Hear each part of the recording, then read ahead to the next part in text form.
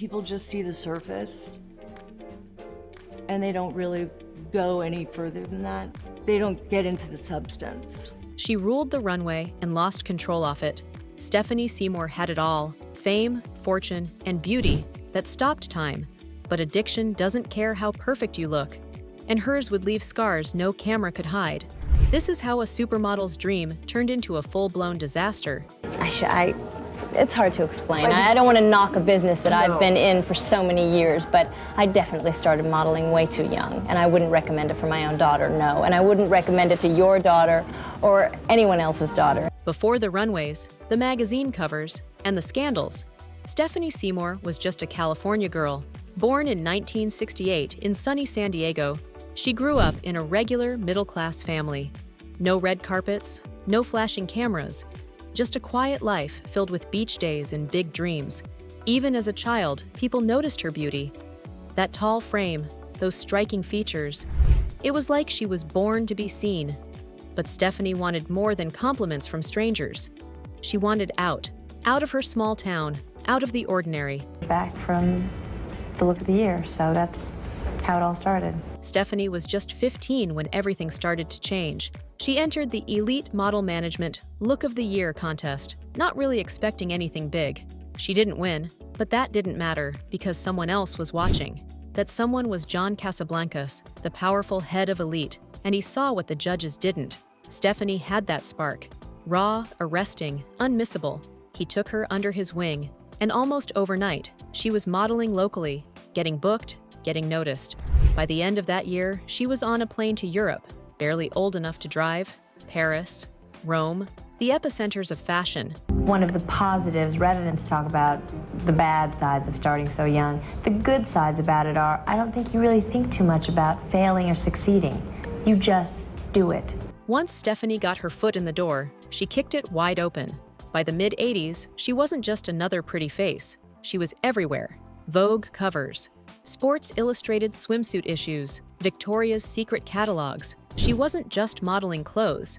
She was shaping the image of what beauty looked like in the 90s. She posed for Playboy twice, March 1991 and again in February 1993. Not because she needed the attention, but because she owned it. Confident, bold, unapologetically in control of her image. I've had people ask me to do videos and I've never been interested until Guns N' Roses asked me to do one. She worked with the giants of fashion photography, Herb Ritts, Richard Avedon, and Peter Lindbergh. Each shot helped carve her into an icon. Stephanie wasn't just in the room with the supermodels. You know, Naomi, Cindy, Claudia, she was one of them.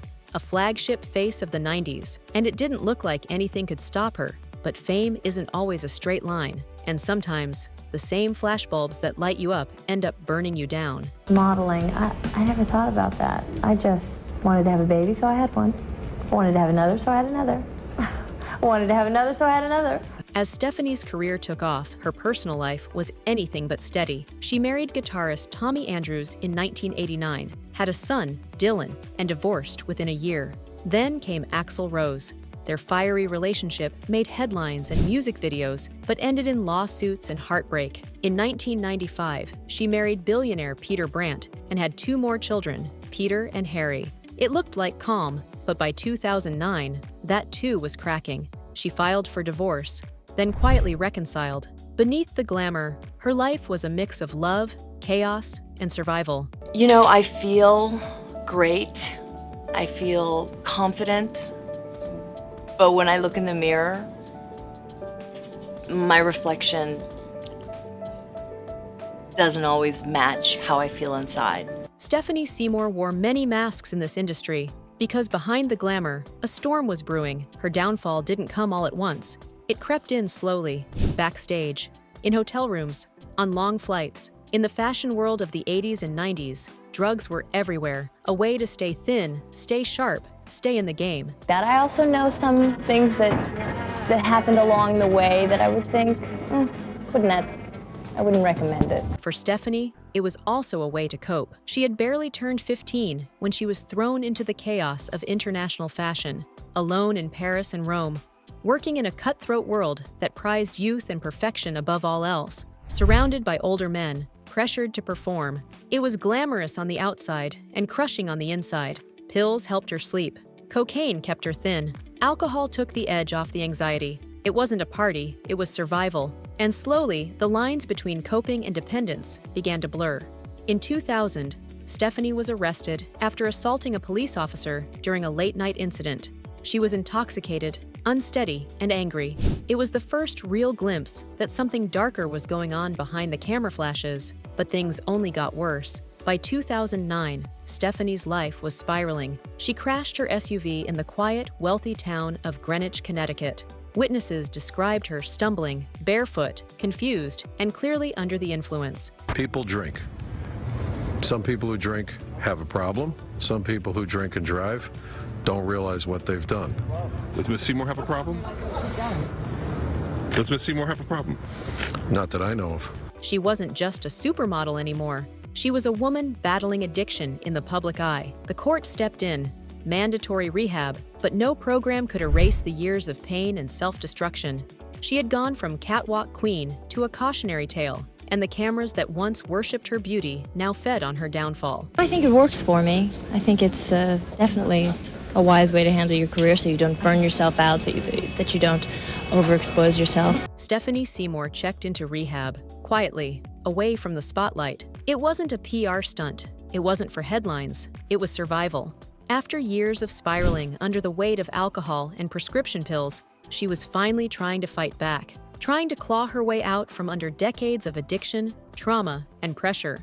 But staying clean wasn't easy, especially when the world never stopped watching.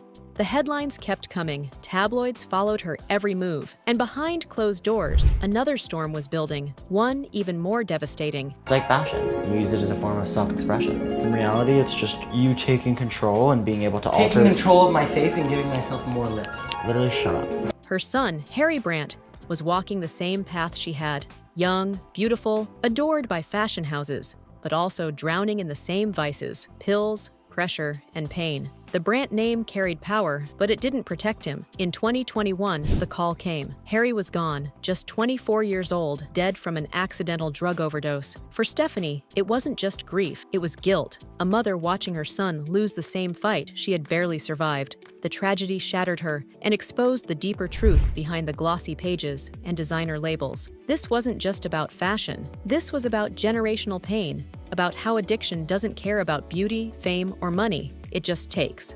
I don't want my career to just end one day. I want it to go on and to mature with it, and to go on and be a spokesperson for something that I believe in, that I feel strongly about, or something like that. Or After everything, rehab, heartbreak, headlines, Stephanie Seymour began to disappear. Not in a dramatic crash and burn way. No big press release, no final runway walk. She just faded, quietly, deliberately. The supermodel who once dominated magazine, covers, and catwalks across the globe now kept to the shadows. Her public appearances became rare, almost ghost-like. When she did show up, she was guarded, surrounded by family, often looking more like a woman trying to survive than someone chasing the spotlight. I wasn't afraid of anything. I was just excited. I was just excited about everything. So I didn't really think about it. I think much more now about everything I'm doing. I'm more calculated about everything I do. Modeling was no longer the focus.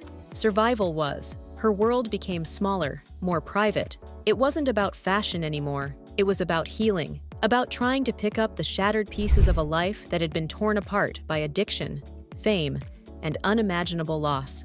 For a woman who once ruled the fashion world, disappearing was her quiet rebellion. Her way of finally saying, "I'm done performing."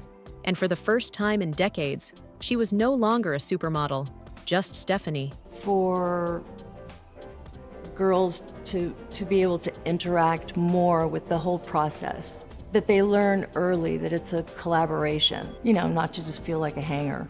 Stephanie Seymour was once the face of the 90s, flawless, untouchable. But behind the beauty was a battle few saw. Addiction didn't just bruise her image, it changed her life. Today, she lives in the quiet, far from the spotlight, still admired, still standing, but forever marked by the pain fame couldn't hide. If you've learned something new from Stephanie's story, hit like, share your thoughts below, and don't forget to subscribe for more eye-opening journeys like this.